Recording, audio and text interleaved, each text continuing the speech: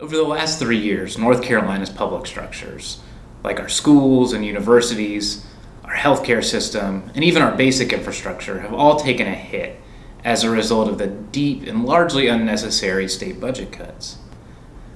In 2011 alone, we've lost just about 3,000 teachers and teachers' assistants.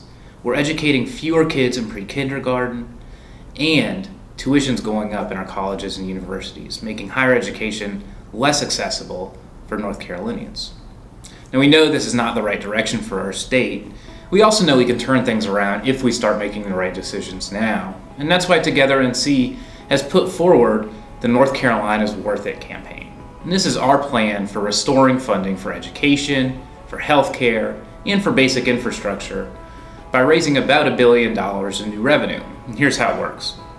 So first, we should reinstate the penny sales tax that expired last year.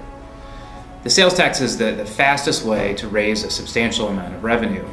At the same time, we've got to be careful not to place an undue burden on low-income families by increasing the sales tax. And that's why we should also increase the Earned Income Tax Credit, or EITC, to 10% of the federal credit. The EITC is a tax credit that encourages work and puts money back in the pockets of low and moderate income working families. Together, the EITC and the increased sales tax will raise just under $1 billion. Lastly, we should also add a upper income tax bracket of 8.5% for households earning over $1 million a year. This will raise an additional $76 million. Altogether, this package would raise about $1.06 billion in 2013.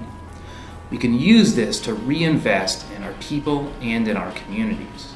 I hope you'll join me as I and as Together NC work to stop budget cuts and to make sure that we start rebuilding North Carolina. If you'd like to find out more, go to www.togethernc.org. After all, North Carolina is worth it.